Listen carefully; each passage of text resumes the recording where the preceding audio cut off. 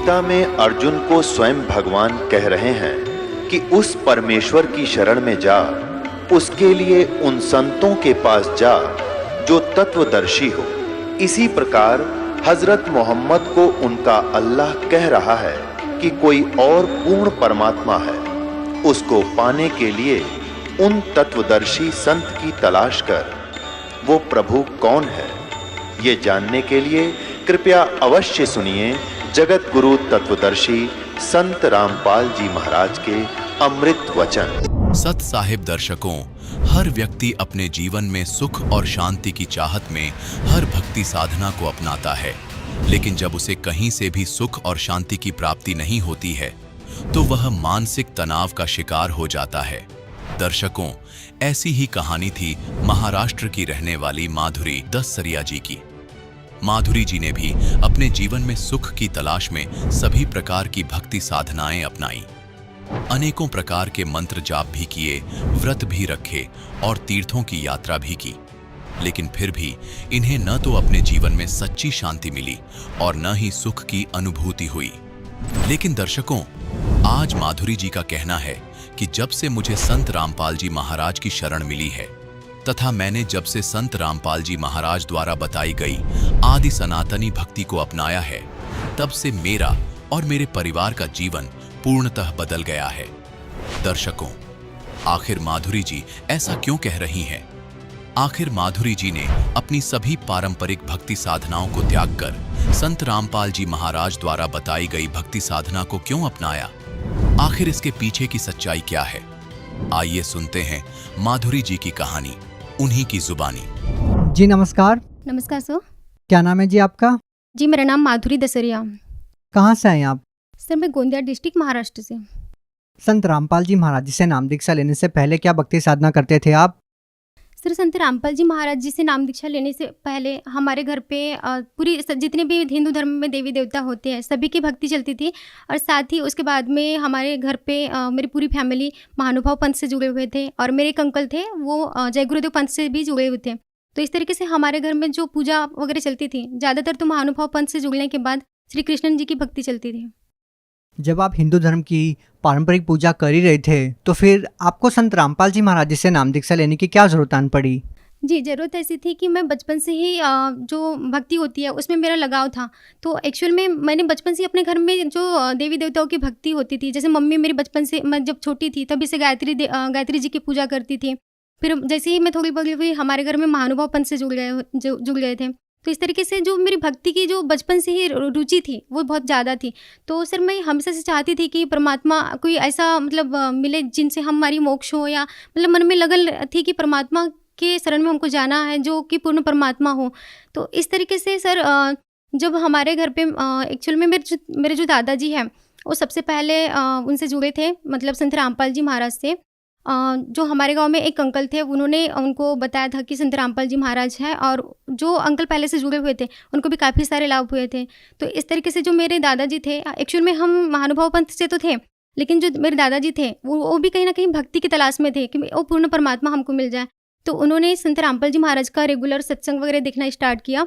उसके बाद में जैसे जैसे वो सत्संग 2-3 महीने तक के रेगुलर देखे, ज्ञान को समझे सही से, क्योंकि संत रामपाल जी महाराज जो है वो पूर्ण मतलब जितने भी अपने धर्म ग्रंथ हैं, 4 वेद, 6 शास्त्र, 18 पुराण, कुरान शरीफ, बाइबल, गुरु ग्रंथ साहिब, सभी को खोल खोल के दिखाते हैं। तो इस तरीके से मेरे दादाजी ने संत रामपाल जी महाराज जी से नाम दीक्षा लिया। और फिर साथ ही फिर बाद में जैसे जैसे हमारी फैमिली जॉइंट फैमिली थी तो मेरे चाचा जी और जो भी मेरे दोनों चाचा जी उन्होंने नाम दीक्षा लिए।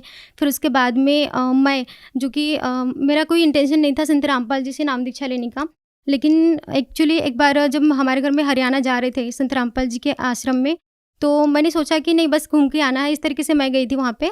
तो फिर जब जाने के बाद में मैंने देखा कि वहाँ का जो माहौल था, जो भी भगत लोग थे वो इतने ज़्यादा फ्रेंकली थे, मीन्स उनसे बातें करके, और मतलब जो हमने सुना था मतलब सत्संग में थोड़ा सा कि सतलोक होता है, सतलोक जैसा कुछ होता है, तो वहाँ जाने के बाद में ऐसा फील हुआ और मैंने एक्चुअल में संत रामपाल जी महाराज जी से फिर नाम दीक्षा ली। जैसे कि आपने बताया कि आपने संत रामपाल जी महाराज जी से नाम दीक्षा ली, तो हम आपसे ये जानना चाहेंगे कि संत रामपाल जी महाराज जी से नाम दीक्षा लेने के बाद क्या आपको कोई लाभ मिला? जी सर, लाभ तो काफ़ी सारे हैं। वैसे तो परमात्मा छोटे मोटे लाभ देते ही रहते हैं, लेकिन संत रामपाल जी महाराज से जब नाम दीक्षा लिए उसके बाद मेरे पैर में अचानक से बहुत ही ज़्यादा दर्द होने लग गया था। जो पैर का नीचे का फुट होता है ना, उस पे मीन्स दर्द तो होता ही था, साथ में इतनी ज़्यादा जलन होती थी कि बेड से नीचे उतरना भी बहुत मुश्किल हो जाता था। तो इसके लिए मैं एक्चुअल में नागपुर में स्टडी के लिए हूँ। तो फिर यहीं पर मैंने कुछ 2-3 डॉक्टर से चेकअप कराया कि मतलब जो भी प्रॉब्लम हो समझ में आ जाए करके।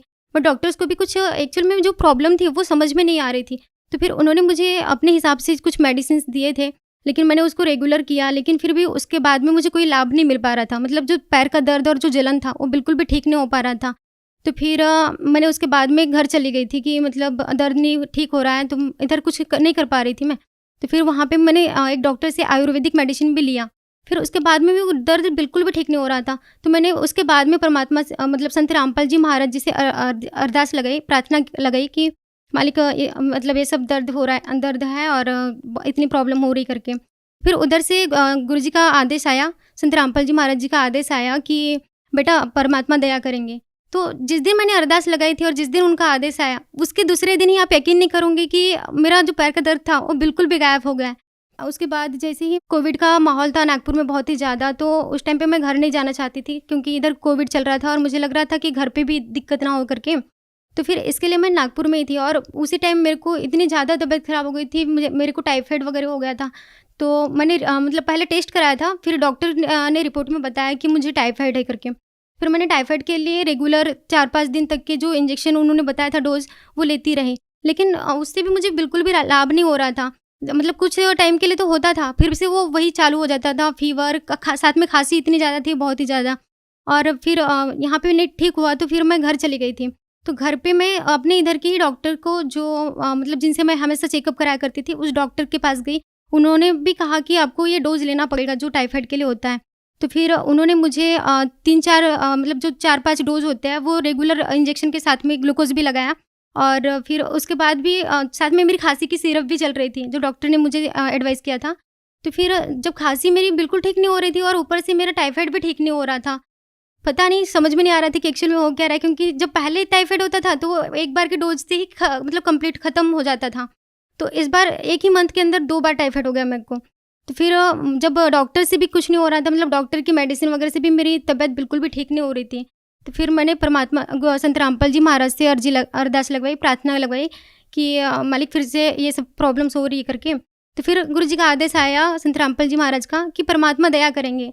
और आप फिर से यकीन नहीं कर पाओगे कि फिर से संत रामपाल जी महाराज ने इतनी दया करी कि वो जो टाइफाइड था और जो खांसी थी, मैंने बिल्कुल भी कोई मेडिसिन नहीं लिया, उसके बाद में कुछ भी नहीं, वो दूसरे दिन से ही ठीक होना स्टार्ट हो गया था। तो इसके बाद में मैं अपनी फैमिली के कुछ लाभ बताना चाहूँगी। जैसे मेरे दादाजी थे, उनको पहले जब कोई बिच्छू होता है वो काटता है तो सबको पता है कि कितनी जलन वगैरह फील होता है, जलन होता है, या फिर हमको तुरंत डॉक्टर के पास लेकर जाना पड़ता है। उसके अलावा उसके बिना कुछ ऑप्शन नहीं रहता है कि वो ठीक हो जाए करके।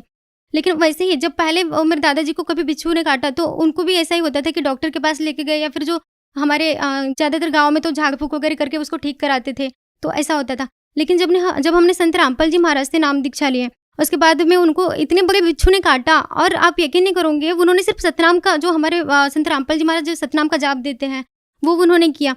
तो उसी से मतलब जो बिच्छू का जो भी डंक वगैरह जो लगा था, उसका जो इफेक्ट होने वाला था वो बिल्कुल भी कुछ भी नहीं हुआ उन्हें, मतलब नॉर्मल तरीके से पूरे ठीक हो गए। तो इससे ये कह सकते हैं कि संत रामपाल जी महाराज ही मतलब ऐसा कर सकते हैं।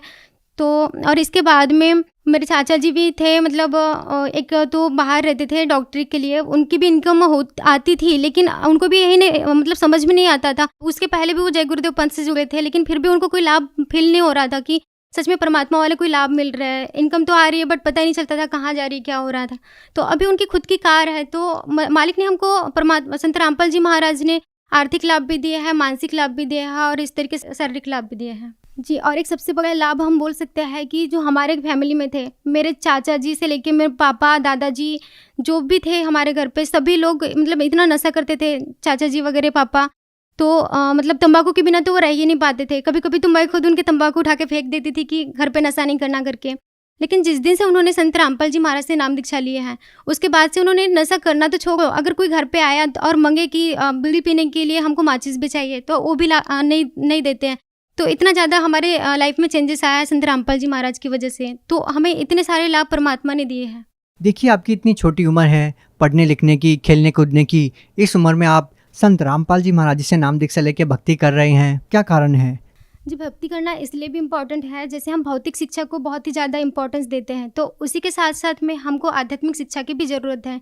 आप भौतिक शिक्षा बोले तो जैसे हम एजुकेशन ले रहे हैं या फिर हम किसी गोल को अचीव करने के लिए काफ़ी मेहनत करते हैं, अपना पूरा टाइम इन्वेस्ट करते हैं उसमें, लेकिन उसकी गारंटी नहीं रह पाती है, क्योंकि आप देखते ही हैं अब हमारे समाज में लोग अचीव गोल तो बनाते हैं लेकिन उसके लिए मेहनत भी करते हैं। आज आप अपने भारत में ही देख रहे होंगे कि इतनी ज़्यादा बेरोजगारी बढ़ गई है, तो इसके पीछे एक ही रीज़न है कि जो हमारा जो जनरेशन है, जो हमारी एडल्ट जनरेशन है, इसमें ज़्यादातर लोग नशे में धुत रहते हैं या फिर जो कहीं इधर उधर फ्रेंड्स के साथ में मस्ती करने में बिजी रहते हैं, भक्ति पे उनका बिल्कुल भी ध्यान नहीं होता है, और जो एक्स्ट्रा की चीज़ें हैं जो हमें नहीं करनी चाहिए उस पर ज़्यादा ध्यान देते हैं, और इस तरीके से वो अपना जो लाइफ के इम्पोर्टेंस जो समय रहता है, टाइम रहता है, क्योंकि टाइम बहुत ही ज़्यादा इम्पोर्टेंट है और इतना अनमोल है कि हम इसे अगर थोड़ा भी वेस्ट कर दें इधर उधर तो हम अपने गोल से पीछे हट जाते हैं। शिक्षा के साथ साथ हमको भक्ति करना भी ज़रूरी है, क्योंकि जब हम भक्ति करेंगे तो परमात्मा है, हम पे उन पर पूरा यकीन रहेगा कि अगर हमारी वो किस्मत में नहीं भी रहा तो भी परमात्मा हमें अपने कोटे से वो दे सकते हैं।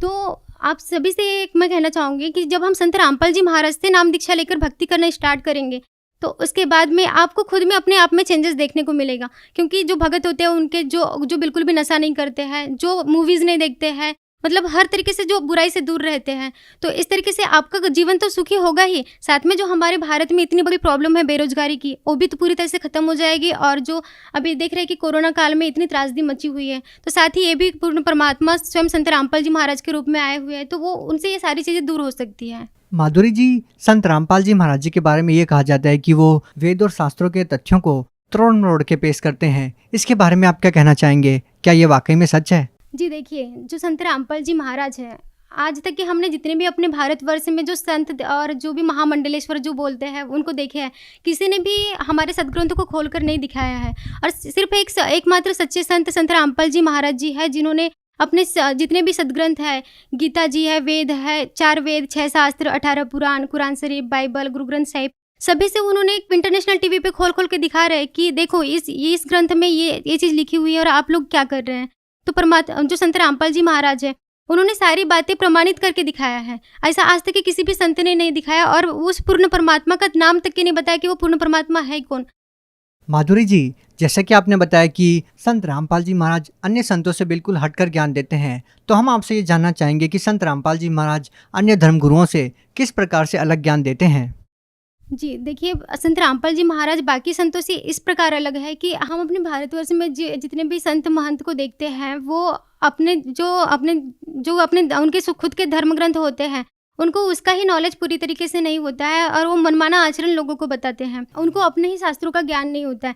तो हम अगर संत रामपाल जी महाराज को देखें तो वो अपने ही सदग्रंथ, जैसे हिंदू धर्म के तो हिंदू धर्म के ही ग्रंथ नहीं, वो सभी धर्मों के सदग्रंथ से ही प्रमाणित करके बताते हैं कि वो पूर्ण परमात्मा कौन है। सभी लोग बोलते हैं कि पूर्ण परमात्मा एक है, जैसे साईं बाबा भी बोलते थे कि सबका मालिक एक है, और उन्हीं को आज लोग परमात्मा मानने लग गए, लेकिन हमको सबका मालिक जो एक बोलते थे उसका ही नाम नहीं पता है, जो कि संत रामपाल जी महाराज जी ने सभी धर्म ग्रंथों से प्रमाणित करके हमें उस पूर्ण परमात्मा का नाम बताया और पूर्ण परमात्मा की भक्ति दिया उन्होंने।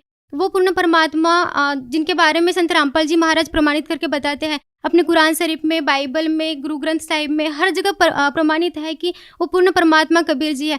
तो इस प्रकार से संत रामपाल जी महाराज जी अन्य धर्म गुरुओं से अलग है। माधुरी जी, आप शिक्षित हैं, आज का जो पढ़ा लिखा समाज है वो इन बातों में विश्वास नहीं करता कि किसी संत के आशीर्वाद से या मंत्रों के जाप से जिस तरह से आपने बताया वो लाभ होते हैं, तो उन लोगों को आप कैसे यकीन दिलाएंगे, कैसे विश्वास दिलाएंगे कि इस तरह के लाभ होते हैं, कैंसर जैसी भयानक बीमारियां ठीक हो जाती है, उन लोगों को आप कैसे विश्वास दिलाएंगे? जो भी आज की युवा पीढ़ी, जो पढ़ी लिखी समाज के जो लोग हैं, वो बोलते हैं कि किसी भी संत से नाम दीक्षा लेने के बाद में हमें कोई लाभ नहीं मिल पाते हैं, या फिर जो हम बता रहे हैं वो लाभ आपको कैसे मिल गए उनको लगता है। तो मैं उनसे ये कहना चाहूँगी कि जो वो भक्ति कर रहे हैं, वो जो पुरानी परंपराएं जो चलती आ रही है उसी के तहत कर रहे हैं, या किसी संत से वो जुड़े भी है तो उनका वो खुद मनमाना आचरण बता रहे हैं जो उनके सदग्रंथों से खुद ही मेल नहीं खाता है। तो इस तरीके से उन्हें जो जैसे कि गीता में ही कहा गया है कि जो शास्त्र विधि को त्याग कर मनमाना आचरण करता है तो न तो उसको कोई सुख प्राप्त होते हैं, ना उसकी कोई सिद्धि होती है, ना उसकी परम गति होती है। तो इस तरीके से जब हमको कोई लाभ चाहिए तो उसके लिए हमको शास्त्रों के अकॉर्डिंग भक्ति करना बहुत ज़रूरी होता है। तो इस तरीके से मैं आप सभी से प्रार्थना करना चाहूँगी कि आप से एक बार संत रामपाल जी महाराज जी से नाम दीक्षा लेकर भक्ति करना स्टार्ट कीजिए। उसके बाद आपको खुद ही उनसे जो लाभ मिल रहे हैं, जैसे मैं आपके सामने अभी बोल रही हूँ, आप खुद ही आकर बोलोगे कि हमें भी ये परमात्मा से, संत रामपाल जी महाराज से ये लाभ हुए करके। क्योंकि जो संत रामपाल जी महाराज भक्ति दे रहे हैं वो पूरी तरीके से शास्त्रों से प्रमाणित भक्ति है। इस तरीके से आज तक किसी भी संत या महामंडलेश्वर जो भी हुए हैं उन्होंने नहीं दिया है। माधुरी जी, आज की जो युवा पीढ़ी है, जो आज का पढ़ा लिखा समाज है, उन लोगों को आप क्या कहना चाहेंगे जो लोग आज अपनी दिशा से भटक चुके हैं, नशे में लिप्त रहते हैं या फिर अपनी पढ़ाई को छोड़कर अन्य कामों में व्यस्त रहते हैं, उन लोगों को आप संत रामपाल जी महाराज जी के बारे में क्या कहना चाहेंगे? जी, मैं यही कहना चाहूँगी कि जो हमारे समाज में जितने एजुकेटेड लोग हैं वो मतलब मैं एग्जांपल देना चाहूँगी कि जैसे हम कहीं पर कुछ लेने भी जाते हैं, मार्केट में गए सब्जी भी लेना है या फिर किसी शॉप में गए हमको 10 रुपए का भी कोई चीज़ लेना होता है, तो हम सारी चीज़ें तोल मोल के लेते हैं, एक्सपायर है क्या, मतलब डेट वगैरह चेक करके लेते हैं। तो आप जो ये भक्ति कर रहे हैं, इतना अपना समय लगा रहे हैं, तो आपने कभी ये चेक किया है कि जो आप भक्ति कर रहे हैं वो अपने शास्त्रों से मेल खा रही है क्या? उसमें जो वही बातें लिखी हुई है जो आप करते आ रहे हैं। अगर कोई आपको समझाने की भी कोशिश करता है कि नहीं आप जो कर रहे हैं वो गलत कर रहे हैं, तो आप जो पुरानी परंपराएं करते आ रहे हैं उसी का हवाला देकर ये बोल देते हैं कि नहीं तुम क्या बताओगे, तुम्हारे संत तो ऐसे है वैसे है। तो आप सभी का ये कर्तव्य बनता है कि आप अपने सदग्रंथों को खोल के देखिए, जो संत रामपाल जी बता रहे हैं उनके सत्संगों को सुनिए, उनके बुक्स को पढ़िए और इस तरीके से आप ये कंपेरिजन कीजिए कि जो हम पुरानी परंपराएं और जो पुरानी भक्ति करते आ रहे हैं क्या एक्चुअल में वो सच में सही भक्ति है, ताकि जिसे आपको पूर्ण लाभ मिल सकता है। देखिए, आप किसी भी धर्म से हो, अगर आप हिंदू हैं तो अपने गीता जी को उठाकर देखिए और संत रामपाल जी महाराज का सत्संग देखिए। संत रामपाल जी महाराज ने अपने हिंदू जो धर्म ग्रंथ है श्रीमद् भगवद गीता, उसी से प्रमाणित करके बताया है कि पूर्ण परमात्मा कौन है। इसी तरीके से अगर आप मुस्लिम धर्म से बिलोंग करते हैं तो आप अपने कुरान शरीफ को उठा के देख सकते हैं। अगर आप सिख धर्म से बिलोंग करते हैं तो आप अपने गुरु ग्रंथ साहिब को उठा के देख सकते हैं। और इसी तरीके से अगर आप क्रिश्चियन से बिलोंग करते हैं तो आप अपने बाइबल को उठा के देख सकते हैं। तो इस तरीके से संत रामपाल जी महाराज ने जितने भी सदग्रंथ है सभी से प्रमाणित करके बताया कि पूर्ण परमात्मा कौन है, और वो हमें वो शास्त्रों में जो प्रमाणित भक्ति है वही हमको दे रहा है, जिससे ही हमको शारीरिक, मानसिक, आर्थिक लाभ, जो भौतिक लाभ है वो सारी चीज़ें हो रही है। तो आप सभी से प्रार्थना है, हाथ जोड़ के प्रार्थना है कि आप संत रामपाल जी महाराज जी से नाम दीक्षा लीजिए और अपना मनुष्य जन्म सफल बनाइए और अपना कल्याण कराइए। अगर कोई व्यक्ति संत रामपाल जी महाराज जी से नाम दीक्षा लेना चाहेगा तो उनसे नाम दीक्षा कैसे प्राप्त कर सकता है? बहुत सारे टीवी चैनल्स पे संत रामपाल जी महाराज का सत्संग आता है और साथ ही जितने भी सोशल मीडिया प्लेटफॉर्म है जैसे कि फेसबुक है, ट्विटर है, उन पे भी डेली सत्संग अपलोड होते रहते हैं। तो वहाँ पे जो नंबर्स आते हैं आप उन पे कांटेक्ट करके जैसे अपने अभी तो कहीं जाने की ज़रूरत ही नहीं है क्योंकि हर डिस्ट्रिक्ट में, हर स्टेट के हर डिस्ट्रिक्ट में नामदान सेंटर बना हुआ है। आप वहाँ पे जाके फ्री ऑफ कॉस्ट नाम दीक्षा ले सकते हैं। जी, बहुत बहुत धन्यवाद। Thank you so much. दर्शकों, अभी आपने सुने संत रामपाल जी महाराज से दीक्षा प्राप्त करके सुखी हुए भक्त के अनुभव। अब देखिए जगत गुरु तत्वदर्शी संत रामपाल जी महाराज के मंगल प्रवचन। एक समय पता लगा कोई साधु संत गांव से बाहर जंगल में बैठा है, बड़ा विद्वान पुरुष है। कुछ आशा की किरण उगी, जाके दर्शन किए, दर्शन से नहीं पहचान हो सकती, साधु वेशभूषा बदल लेता है वो। अब धर्मदास जी ने प्रश्न किया कि महात्मा जी, ये ब्रह्मा विष्णु महेश के माता पिता कौन है, इनकी क्या जन्म मृत्यु होती है? तो वो महात्मा कहता है ये तो अजरो अमर है बच्चा, अपने किसने बहका दिया, ये सर्वेश्वर हैं, इनके कोई माता पिता नहीं, अजन्मा है, ऐसे है। उठ कर चल पड़ा, नहीं है, रॉन्ग नंबर है, तो इसको कुछ नहीं पता, ये तो खाकी आदमी है। वो नहीं है जिसकी मुझे तलाश है, उस ज्ञान से पता लगा। फिर रोआ बुरी तरह, फैसला कर लिया भगवान या तो मिल जा ना मरूंगा। तब उसकी पत्नी ने कहा कि ऐसे नहीं मरते, मरने से कौन सा मोक्ष हो जाएगा। कुछ तो उन्होंने बोला होगा वार्ता में, तो परमात्मा ने धर्मदास में प्रेरणा की। अको हो वो ये कह रहे थे कि जहां भी धार्मिक अनुष्ठान होते हैं, भंडारे होते हैं, साधु संत भक्त इकट्ठे होते हैं, वहां मैं पहुंच जाता हूं अपना ज्ञान सुनाने के लिए। आमनी बोली जी भंडारा ही कर दो। फिर उसने 1 दिन का कहा था, आमनी ने, धर्मदास जी ने 3 दिन का रख दिया कि पता लगते लगते देर हो जाती है, तीसरे दिन तावेंगे। तो 3 दिन का भंडारा कर दिया, साधु संत भक्त आमंत्रित कर दिए, दूर दूर देश से आने लगे। तीसरा दिन चला गया, सभी साधु भक्त संत आहार करके जाते रहे। तीसरा दिन आफ्टरनून हो गया। अब धर्मदास ने फाइनल कर लिया, यदि आज परमात्मा नहीं आए कि फांसी खा कर मरूंगा आज। हृदय से कति फाइनल कर लिया। वो तो अंतर्यामी है, आज पक्का काम बिगाड़ेगा यू। उसी समय परमात्मा आगे और वहां से 50-125 फुट की दूरी पर कदम का पेड़ था। उस कदम के पेड़ के नीचे परमात्मा उसी रूप, जिंदा वाले रूप में वेशभूषा में बैठ गए। अब धर्मदास जी खाना उधर खिला रहा है भंडारे वालों को और देख रहा है इधर उधर, उनमें कोई था ही नहीं। वो ऐसे देखा सामने एक वृक्ष के नीचे वही जंदे का बदन शरीरम, बैठे वृक्ष कदम के तीरम। वही जिंदा महात्मा का शरीर और एक कदम के पेड़ के नीचे बैठे हैं। भाग्या गया दौड़ के, शरणों में पड़ गया, बुरी तरह रोए, नो गले के लिपट गए। ए भगवान, इब का ना छोड़ के जाना अपने दास को, अब के ना छोड़ना भगवान, जो कहोगे मैं सारी मानूंगा। तो परमात्मा बोले ठीक है, मैं इसलिए आया हूं कि तेरे को ज्ञान समझाऊंगा, ऐसे कर इन सबको फारिग कर दे जितने भी ये नकली बैठे संत साधु। वो परमात्मा ने इसलिए कहा कि अगर मैं इनके सामने चर्चा करूंगा, मैं एक बताने वाला, ये 10 भरमाने वाले जो कहे झूठ बोल रहे, ये कहाँ से लिया ज्ञान फलाना, तो इस आत्मा को ये समझन नहीं देंगे। इसलिए उनको सबको फारिग कराया। और धर्मदास अपने परमात्मा को लेकर घर में प्रवेश किया। अपनी पत्नी से कहा कि आजा, मिल गया भगवान मुझे, ये है मेरा धन जो खो गया था, आज मिल गया।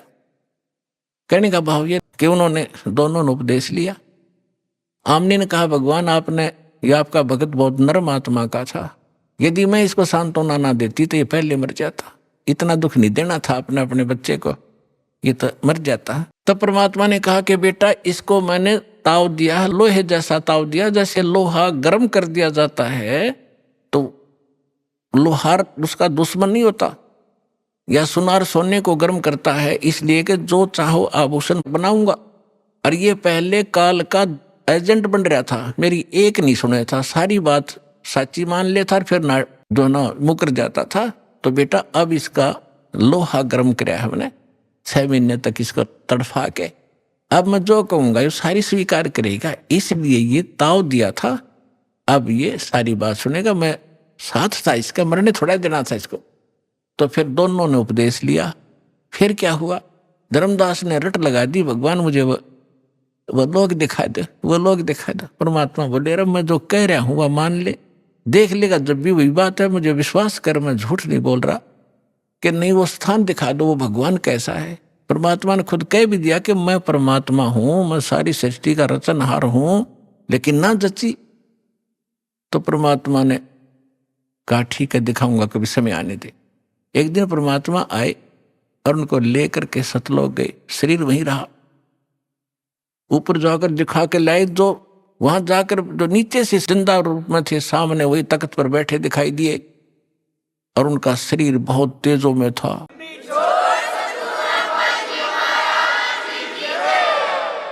और वहां की सारी सृष्टि देखी, वहां से ही स्त्री और पुरुष गांव के गांव बसे हुए हैं, बहुत सुंदर महल हैं, बड़े सुंदर शरीर हैं उनके, और सुंदर आभूषण पहनते हैं, बड़ा प्यार से रहते हैं।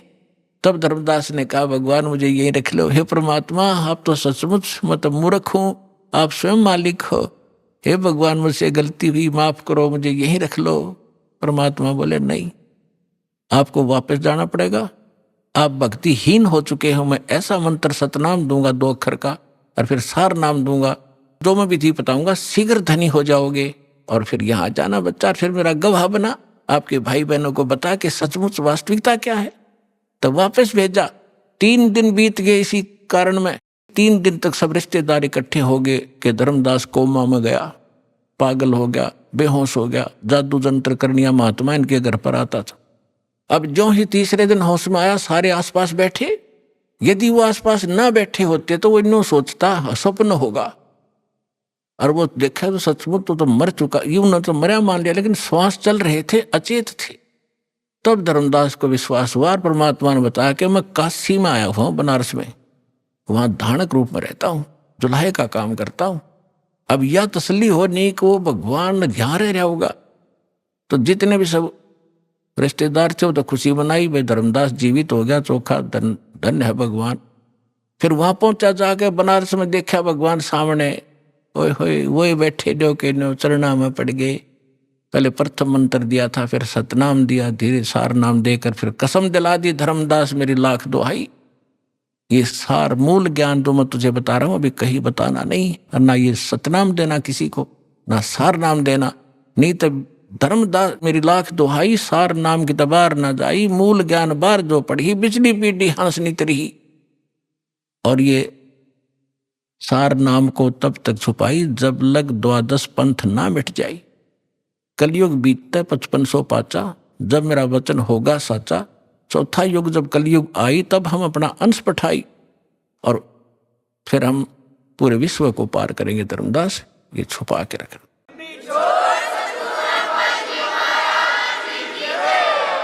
पुण्यात्माओं, इस अमर कथा में अरुचि ना करना है।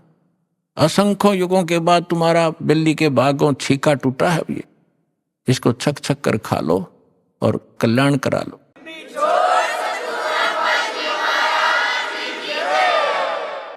परम पिता परमात्मा पूर्ण ब्रह्म सारी सृष्टि के रचनहार कबीर देव कबीर साहेब बंदी छोड़ कबीर परमेश्वर जी, ये आप सभी के पिता हैं, हम सभी के जनक हैं, पूरे असंख्य ब्रह्मांडों के ये पालक हैं। और पुण्यात्माओं, हम अपने पिता को भूल कर किसी अन्य से वो सुख, वो अपना राइट मांग रहे हैं जो कभी नहीं दे सकता, जो पिता दे सकता है। पिता अपने पुत्र पुत्री को अपनी सर्व संपत्ति दे देता है सहर्ष। पिता को छोड़कर यदि हम किसी रिलेटिव से ये आस करें, वो कभी नहीं हो सकता। ठीक इसी प्रकार हम अपने पिता को छोड़कर उस परम पिता सर्वशक्तिमान सर्वसृष्टि रचनहार कबीर परमेश्वर को छोड़कर हम अन्य भगवानों से वो डिमांड करते रहे, हमें सुख दे भगवान, हमें निरोग कर भगवान, आपत्तियों का निवारण करे परमात्मा, ये कभी नहीं कर सकते। एक समर्थ परमात्मा है जिसका आज तक हमें ज्ञान नहीं था, और वो यहां आकर 120 वर्ष रहे, अपनी महिमा बता भी गए और दिखा भी गए। लेकिन हम बालक हैं, बालक की बुद्धि बालक जैसी ही होती है। वो 1000 रुपए के नोट को पकड़कर फाड़ देता है, खेलता खेलता उसको फाड़ देता है, उसको कूड़े में डाल देता है, अग्नि में डाल देता है, क्योंकि उसको उसकी कीमत का पता नहीं। हमारे साथ ऐसा ही होता रहा, क्योंकि हम अध्यात्म ज्ञान से परिचित नहीं हो सके, क्योंकि जिन धर्म गुरुओं को हम आध्यात्मिक टीचर मानते थे, अध्यापक मानते थे, वो अध्यापक नहीं थे।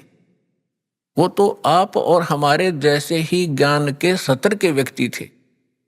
उनको अपने धर्म के सदग्रंथों का भी ज्ञान नहीं था, और जिस कारण से हम परमात्मा को पहचानने में और उससे प्राप्त होने वाले सुखों को प्राप्त करने से वंचित रहे, असफल रहे। अब उसी परमेश्वर ने दया करी, यहां आके अपना भेद बता के चले गए। उसके बाद अपने प्यारी आत्माओं को मिले, जैसा भगवान मिला ही करते हैं, उनका विधान है, वेदों के अंदर प्रमाण है कि वो पूर्ण परमात्मा सर्व सृष्टि रचनहार सबका पालक ऊपर के लोक में रहता है, सतलोक में, और वहां से सह शरीर चलकर आता है यहाँ नेक अच्छी आत्माओं को मिलता है जो दृढ़ भक्त होते हैं, उनको अपने से परिचित करवाता है, सचखंड सतलोक ले जाता है, फिर उनको वापस छोड़ देता है। परमात्मा से परिचित वो महान आत्माएं संत उस परमेश्वर के यथार्थ ज्ञान का प्रचार किया करते हैं, लेकिन उनकी संख्या कम होती है और वो ज्ञान सत्य होता है। पूरा विश्व असत्य ज्ञान से परिपूर्ण होता है, ओतप्रोत होता है, जिस कारण से हम भगवान को भी ठुकरा दिया हमने और उन महापुरुषों के अमृतवाणी को भी स्वीकार नहीं किया जिन्होंने परमात्मा को देखा और पाया था। उनमें से कौन कौन है? आदरणीय धर्मदास साहिब जी, आदरणीय मुल्कदास साहिब जी, आदरणीय नानक साहिब जी, आदरणीय दादू साहिब जी, आदरणीय गरीबदास साहिब जी, गांव छुड़ानी, जिला झज्जर, हरियाणा वाले, आदरणीय गीसा दास साहिब जी और आदरणीय स्वामी रामानंद जी, काशी वाले ने। इन महापुरुषों को परमात्मा मिले, वह कबीर देव मिले, वह कबीर साहब मिले, अल्लाहू अकबर मिले और उनको सचखंड लेकर गए, सतलोक लेकर गए, जहां भगवान रहता है और जहां हम सभी रहा करते थे। हम अपनी गलती से यहां गलत स्थान पर आके गिर गए और जब तक हम उस स्थान पर नहीं जालेंगे तब तक ये जीव सुखी नहीं हो सकता। तो उन महापुरुषों को परमात्मा ने इसलिए परिचित करवाया कि वो गवाही देंगे कलयुग में कि हमने भगवान देखा और वो कहाँ रहता है। जो उन महापुरुषों ने ज्ञान दिया, परमात्मा कैसा है, उसका नाम क्या है, वो कहाँ रहता है, उसकी प्राप्ति कैसे होती है, वो साकार है या निराकार है, स्वयं परमेश्वर ने आके बताया। और जिन्होंने भगवान को देखा, परमात्मा को देखा, उन्होंने वही बताया। और फिर जब दास के ऊपर कृपा की परमेश्वर ने अपने ही सदग्रंथों को खोजा तो उन सदग्रंथों में वही पाया जो भगवान ने बताया था। और परमात्मा से परिचित जिन महापुरुषों के अभी आपके सामने नाम गिनवाए, इनने भी वही बताया था। और जो साधना हमारे सदग्रंथों में लिखी है, सबसे पहला प्रश्न यही आता है मन में कि भगवान किसने देखा है। अभी दास ने आपके रूबरू जिन महापुरुषों के शुभ नाम की गिनाए, इन्होंने भगवान को देखा है, इन्होंने भगवान को पाया है। और भगवान कैसा है? भगवान साकार है, मनुष्य दृश्य है, हमरे ही उनिहार है, हमारा सृजनहार। हमारा भगवान हमारे ही जैसी उनिहार का है, यानी मनुष्य दृश्य ही है, लेकिन उसके सामर्थ्य में और जीव के सामर्थ्य में दिन और रात का अंतर है। वो सर्वशक्तिमान है, सर्वसृष्टि रचनहार है, सबका पालक है, लेकिन है मनुष्य जैसा ही। फिर तीसरा आता है कि परमात्मा मिलता कैसे है। जैसे ज्ञान भी हो जाएगा, भगवान ऐसा है, भगवान वहां रहता है, परमात्मा ये सुख देता है, जब तक उसका समाधान नहीं मिला, उस स्थान को पाने की विधि प्रॉपर नहीं मिली, तो ये ज्ञान भी व्यर्थ है। तो अब वो साधना कौन सी है जिससे वो स्थान प्राप्त होगा, जो श्रीमद् भगवत गीता अध्याय नंबर 18 के श्लोक नंबर 62 में, गीता अध्याय नंबर 15 के श्लोक नंबर 4 में वर्णन किया हुआ है कि अर्जुन तू सर्व भाव से उस परमेश्वर की शरण में जा। गीता ज्ञान दाता अपने से अन्य किसी समर्थ परमात्मा की शरण में जाने के लिए अर्जुन जी को कह रहा है।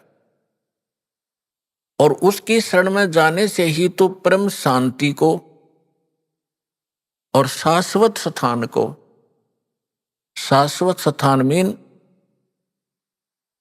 जिसका कभी नाश ना हो, सत्यलोक, अविनाशी लोक, अमर लोक को प्राप्त होगा। और गीता ज्ञानदाता अपने विषय में कहता है, गीता अध्याय नंबर 2 के श्लोक नंबर 12 में, गीता अध्याय नंबर 4 के श्लोक 5 और 9 में, गीता अध्याय नंबर 10 के श्लोक नंबर 2 में, कि अर्जुन तेरे और मेरे बहुत जन्म हो चुके हैं, तू नहीं जानता, मैं जानता। इससे सिद्ध है कि गीता ज्ञानदाता अविनाशी नहीं है, और इसके साधक भी फिर अविनाशी स्थान प्राप्त नहीं कर सकते।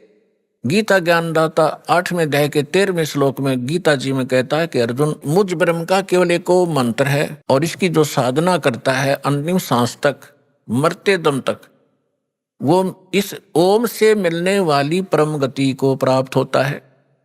ओम से मिलने वाली परम गति कौन सी है? ब्रह्मलोक। ओम ब्रह्म का मंत्र है। ओम के जाप से ब्रह्मलोक प्राप्त होता है। गीता अध्याय नंबर 8 के श्लोक नंबर 16 में स्पष्ट किया है कि ब्रह्मलोक में गए हुए प्राणी भी पुनर्वृत्ति में हैं, वो भी फिर जन्म और मृत्यु के इस चक्कर में गिरे ही रहते हैं। गीता अध्याय नंबर 15 के श्लोक नंबर 4 में कहा कि अर्जुन, तत्वदर्शी संत की प्राप्ति के उपरांत परमेश्वर के उस परम पद की खोज करनी चाहिए, जहां जाने के बाद साधक फिर लौटकर कभी संसार में नहीं आते। और जिस परमेश्वर ने सब ब्रह्मांडों की रचना की है, जिससे संसार रूपी वृक्ष की प्रवृत्ति विस्तार को प्राप्त हुई है, यानी संसार रूपी वृक्ष का 15वें अध्याय के अंदर एक एग्जाम्पल है। फॉर एग्जाम्पल, उदाहरण के तौर पे बताया है कि ये सारा संसार समझो उल्टा लटका हुआ संसार तुल्य है, वृक्ष तुल्य है। ऊपर को जड़ तो पूर्ण परमात्मा परम अक्षर ब्रह्म है, जो सबका पालन करता है। पेड़ का पालक मूल होता है, जड़ होती है, और बाकी जितना भी तना डार टहनियां पत्ते उस मूल से ही आहार प्राप्त करते हैं, खुराक प्राप्त करते हैं। तो सबका पालक है और उसी ने सब ब्रह्मांडों की रचना की है, केवल उसी की भक्ति करो। तो पुण्यात्माओं, आपका सौभाग्य है, आपकी किस्मत न्यारी है, और जिन पुण्यात्माओं को इस कलयुग के अंदर मानव शरीर प्राप्त है,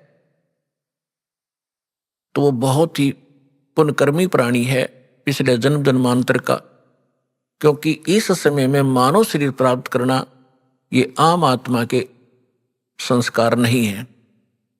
और उससे भी अच्छी आत्माएं वो हैं जो सतलोक आश्रम में आकर दीक्षित हो रही। धन है उनके माता पिता जिनसे जन्म लिया। यहां आने से आपका मोक्ष होगा, आपके परिवार का मोक्ष होगा, आपके सर्व संकट दूर होंगे। सर्व संकट किसी प्रकार के हों, आर्थिक हों, शारीरिक हों, तीन ताप के हों, भूत प्रेत की बाधा हो, ये तो परमात्मा पहले करेगा। उसके बाद फिर आपको इसके पैरेलल ज्ञान भी कराया जाएगा कि ताकि आप इन सुखों को पाकर फिर भूल ना जाओ भगवान को, क्योंकि ये सुख यहाँ का अस्थायी अक्षणिक है, झूठा है। और इस सुख को पाकर हम मस्त हो जाते हैं, जो हमारी सबसे बड़ी भूल होती है। उसके लिए परमात्मा कबीर परमेश्वर जी कहते हैं कि सुख के माथे पत्थर पड़ो, जो नाम हृदय से जावे, बलिहारी उस दुख के जो पल पल नाम रटावे। ये परमात्मा खुद बताते हैं कि तुम ऐसे अर्ज लगाया करो मेरे सामने कि हे भगवान, ऐसा सुख भी ना देना जिससे आपकी भूल पड़े, बाढ़ में जाओ ऐसा सुख जो भगवान से दूर करे, ऐसा दुख दिए रखना परमात्मा, तेरी याद बनी रहे। आज दास देख रहा है सतलोक आश्रम में 80% वो भक्त आ रहे हैं जो काल के सताए हुए हैं, कर्मों से पीड़ित हैं। तो पुण्यात्माओं, घबराना नहीं, समर्थ की शरण आपको प्राप्त हो गई है, और ये दुख आपके लिए वरदान सिद्ध होगा। यदि आप दुखी नहीं होते तो इसी तरह की तरह राजनीति में धक्के खाते फिरो, या कित और बैठ कर बकवाद गढ़ो, ताश खेलो, वो दुख तुम्हारे लिए वरदान है जो आपको परमात्मा के चरणों में ले आए। रमता राम जपो रे प्राणी, अब तो सुन ले राम कहानी। रमता राम यानी सर्वव्यापक, जिस परमेश्वर की असंख्य ब्रह्मांडों पर सत्ता है, ओवरऑल कंट्रोलर है, उसका नाम जपो रे प्राणी, अब तो सुन ले वो राम कहानी। अपने आत्माओं, पहले तो आपको राम की डेफिनेशन बताते हैं, डेफिनेशन ऑफ गॉड। परमात्मा की कहानी सुनाते हैं, परमात्मा कहते किसे हैं। श्रीमद् भगवत गीता अध्याय नंबर 15 के श्लोक 16 और 17 में 3 पुरुष बताए हैं। पुण्यात्माओं, यहां थोड़ा सा एक आपको थोड़ा सा सतर्क करता हूं कि देखो, आज मानो कितना इंटेलिजेंट हो गया, छोटे छोटे बच्चे इतने बड़े बड़े सब्जेक्ट को कंठस्थ याद कर लेते हैं और सफल हो जाते हैं। इसी प्रकार आप विद्यार्थी हैं इस अध्यात्म मार्ग के, तो इसमें आप जी ने परमात्मा के इन सदग्रंथों को ध्यान से सुनना है और इनको थोड़े से दिन में आपका याद हो जाएंगे ये, जिस कारण से आप विचलित नहीं होगे। इसलिए आपको ये कथाएं सुनाई जाती हैं, रह रह कर उन सदग्रंथों के वो श्लोक और अध्याय बताए जाते हैं ताकि आप याद रखो और भी कोई पूछे उसको भगत को बता सको। फिर वो जाकर के अपने पास रखी हुई उन पुस्तकों को देखेगा कि इस भक्त ने जो श्लोक और मंत्र बताए हैं ये सही है कि गलत। जब वो अपने सदग्रंथों में देखेगा तो दौड़ा दौड़ा फिर वो सतलोक आश्रम में आ जाएगा। इसलिए दास आपको रह रह कर रेफरेंस याद दिलाता है, और जब पूरे विश्व में ये यथार्थ ज्ञान फैल जाएगा फिर केवल आपको भगवान की चर्चा सुनाया करेंगे। अब तो जब तक ये एग्जाम्पल उदाहरण नहीं दिए जाएंगे तो आप समझ ही नहीं सकते कि सचमुच कबीर इज गॉड। हम अभी तक तो उनको परमात्मा मान रहे थे जो परमात्मा नहीं थे। परमात्मा की डेफिनेशन बताता हूं।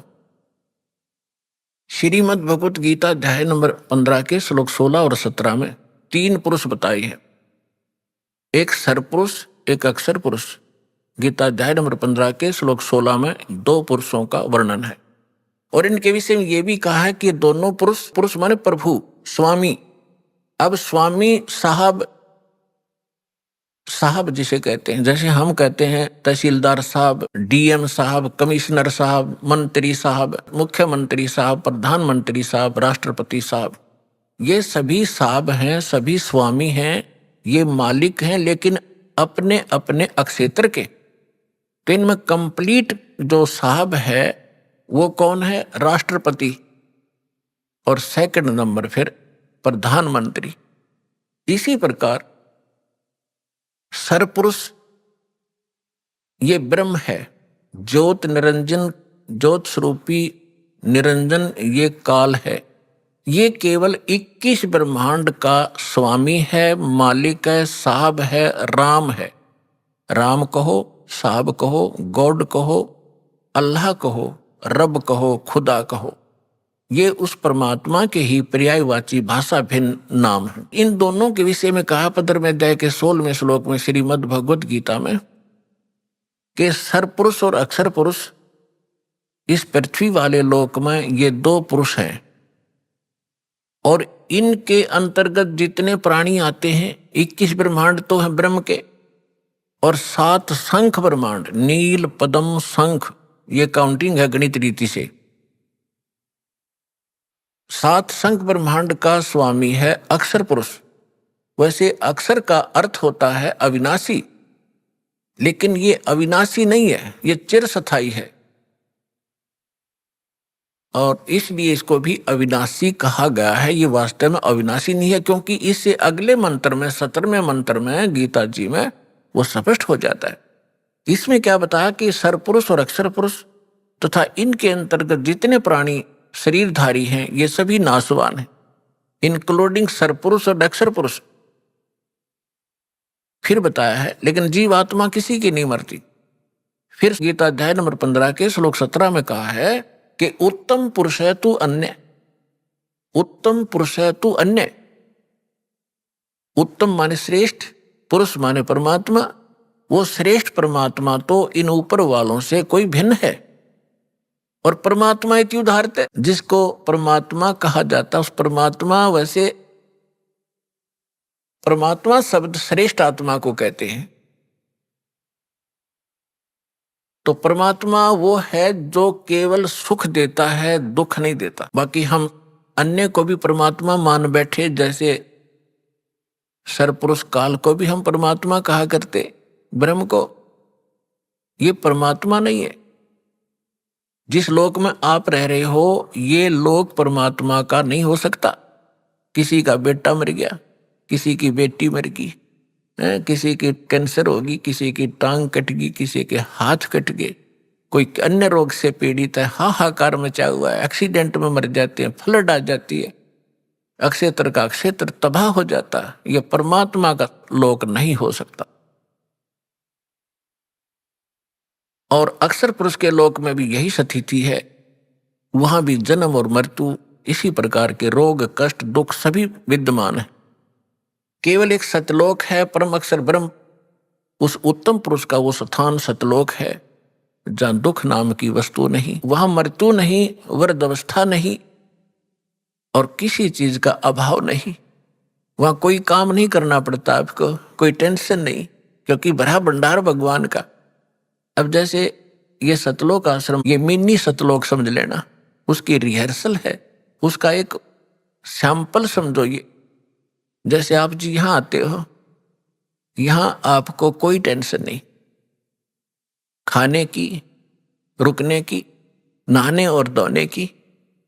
और सारा दिन आप तो 1 हफ्ता रुकते हो, 4 दिन रुकते हो, 10 दिन रुकते हो, बना बना भोजन मिलता है, बिछे बिछाए मैट भी मिलते हैं, ऊपर पंखे चल रहे होते हैं, नहाओ धो, भगवान का भजन करो, चाहे 10 दिन रुको, आपको कोई टेंशन ही नहीं।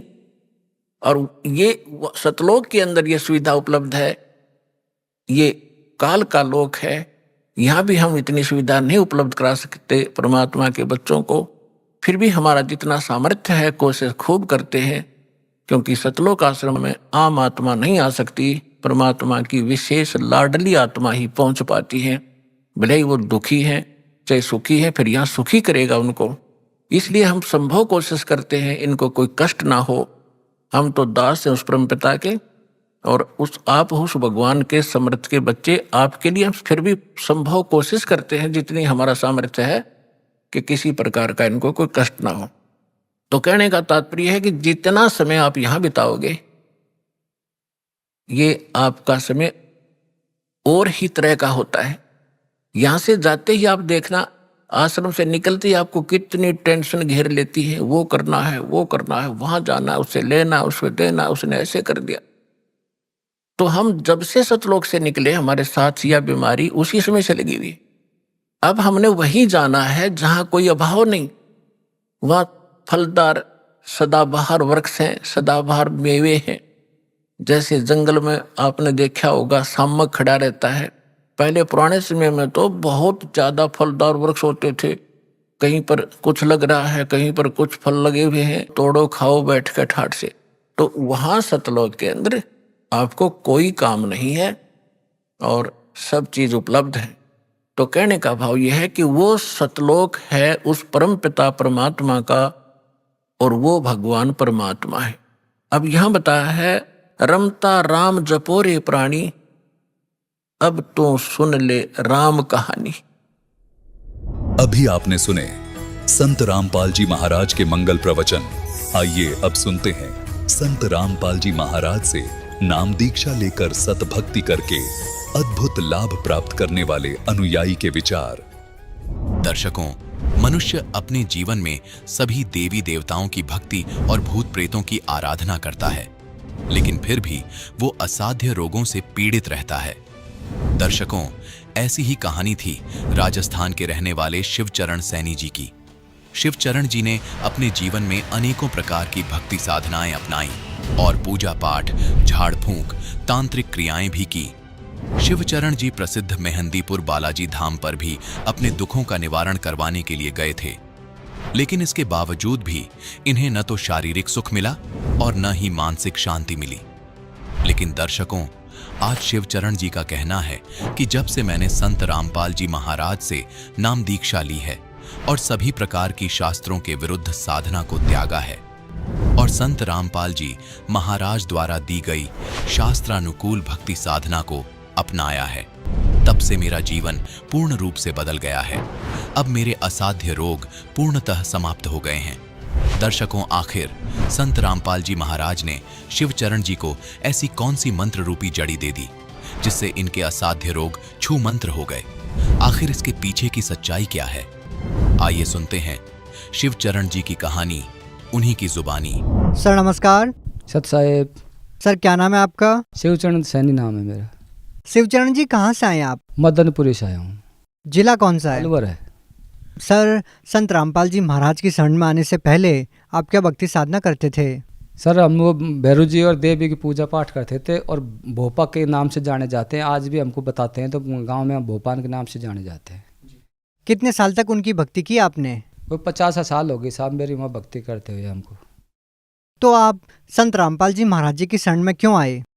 भगत जी वो बीमार हो गया था, मेरे गुर्दे में पथरी हो गई थी। मैं बीमार ज़्यादा होने के कारण मैं बीमार पड़ा रह गया। उसके बाद में मतलब एक हमारे संत रामपाल जी महाराज का एक भगत था पड़ोसी, वो मेरे को लेके गया था।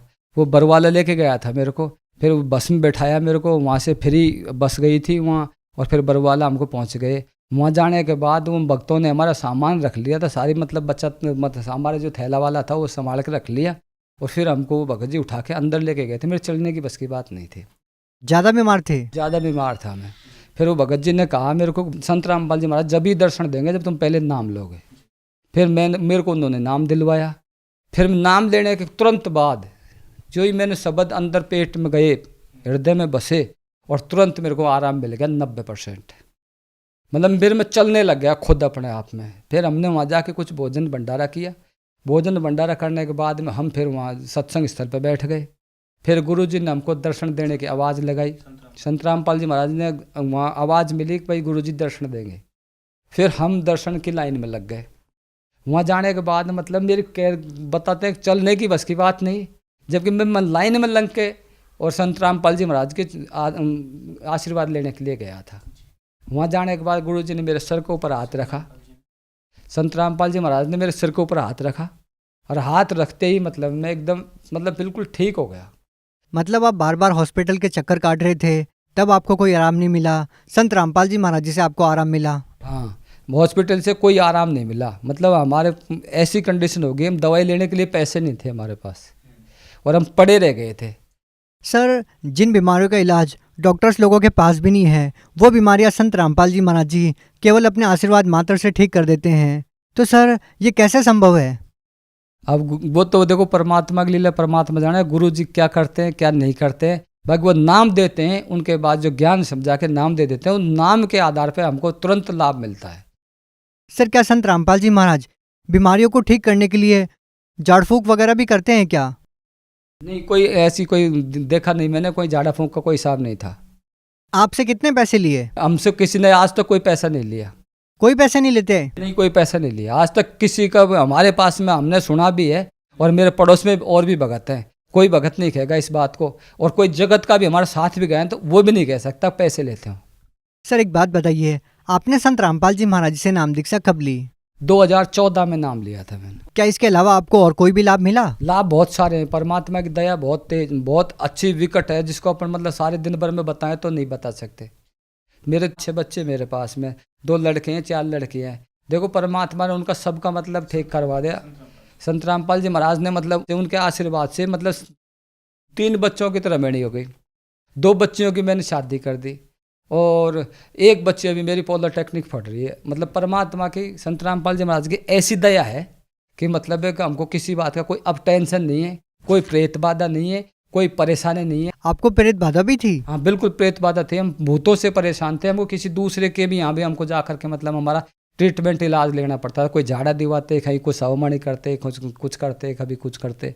सर आप राजस्थान से बिलोंग करते हैं, यहाँ पर भी सालासर और महेंद्रपुर बालाजी जैसे धाम हैं जहाँ पर पूरे हिंदुस्तान से लोग जाते हैं, और आप बता रहे कि आपको वहाँ से कोई लाभ नहीं मिला। नहीं, महेंद्रपुर बालाजी में तो मेरे मामा हैं, तो मैं मामाओं के वहाँ जाता था। तो बालाजी के बारे में मेरे को पूरी जानकारी है कि वहाँ ऐसा कुछ भी नहीं है। ये बिलोंग करने की बात है। एक बालाजी में मतलब मैं 2 साल की उम्र से और 45 साल तक की उम्र तक का मतलब वहाँ जानता हूँ। एरिया के बारे में बहुत अच्छी जगह है वो। हमारे मामा हैं, लेकिन वहाँ भूत ब्यादा के बारे में मैंने वहाँ कुछ ऐसा पाखंडबाजी के अलावा और कुछ नहीं देखा वहाँ कोई ठीक होता होगा। हमारे तो कुछ फायदा हुआ ही नहीं।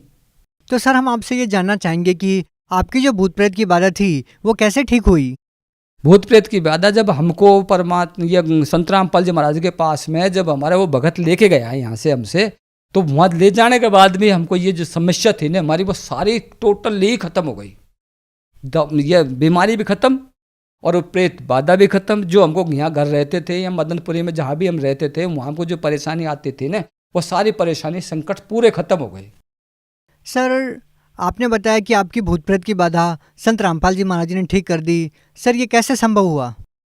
ये तो वो परमात्मा की लीला, वो जानते हैं कैसे। बाकी मैं फिजिकली फिटनेस बिल्कुल ठीक हूँ। ये देखो मेरे पास में जो है। सर ये किस चीज़ की रिपोर्ट है? ये गुर्दे में खराबी, किडनी में दिक्कत थी और डॉक्टर ने लिखा है कि ऑपरेशन होगा। और आज तक ये ऑपरेशन की पर्ची है खाली। दोबारा जा करके मैंने 1 रुपये की गोली इस डॉक्टर से नहीं ली और अब मैं बिल्कुल ठीक हूँ। सर जो ऑपरेशन के लिए आपको बोला था क्या वो आपने करवाया नहीं? नहीं करवाया। फिर कैसे ठीक हो गए? अपने आप ठीक हुए। परमात्मा गुरु जी के यहाँ मैंने अरदास लगाई थी, संत रामपाल जी महाराज के यहाँ अरदास लगाई थी और उस अरदास के बाद में गुरु जी ने ये बताया हमको, संत रामपाल जी महाराज ने, अब भाई सब ठीक हो जाओगे। और उसके बाद में मैं कुदरती अपने आप परमात्मा की रजा से, गुरु जी की दया से, परमात्मा संत रामपाल जी महाराज की दया से एकदम ठीक अब आपके सामने खड़ा हूँ। सर हिंदुस्तान को संतों की भूमि कहा जाता है। बहुत सारे लाखों संत और महंत हैं यहाँ पर, तो केवल संत रामपाल जी महाराज जी से ही नामोपदेश क्यों ले? सर जी मैं पढ़ा लिखा हूँ, बेवकूफ़ तो हूँ नहीं। मैंने ये जो किताब जो पढ़ी थी ज्ञान गंगा, इसके अंदर जो मैंने रहस्य पढ़ा है उसको मैंने पढ़ करके ये दिमाग लगाया कौन में कितना ज्ञान है और सारे ज्ञान की पर्चियाँ देख ली मैंने। यानी मेरी जो घरवाली है, मेरी भगतमती जो है, उसने भी जय गुरुदेव बाबा से नाम ले रखा था। और उसको देखने के बाद वो मेरे से कहती गुरु जी के यहाँ चलेंगे और उससे कुछ मिलेगा, अपन को कुछ मिलेगा, फायदा मिलेगा।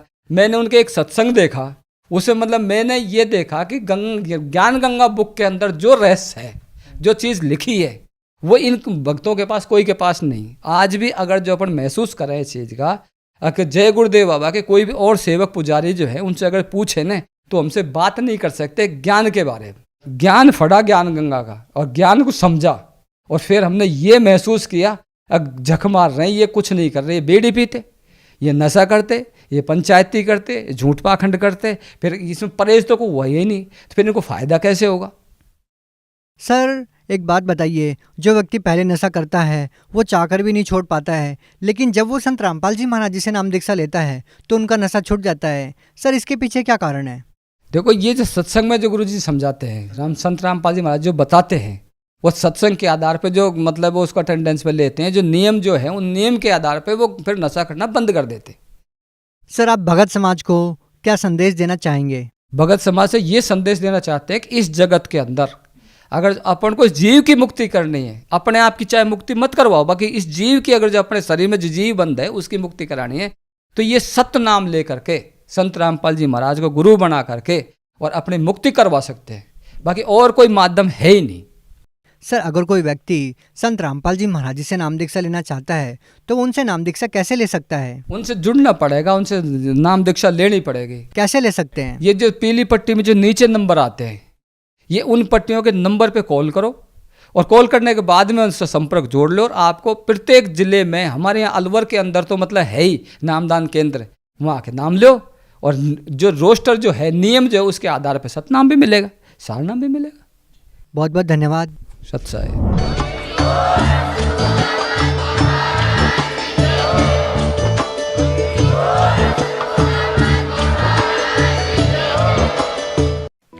आप सुन रहे थे जगत गुरु तत्वदर्शी संत रामपाल जी महाराज के मंगल प्रवचन। अधिक जानकारी के लिए संपर्क करें।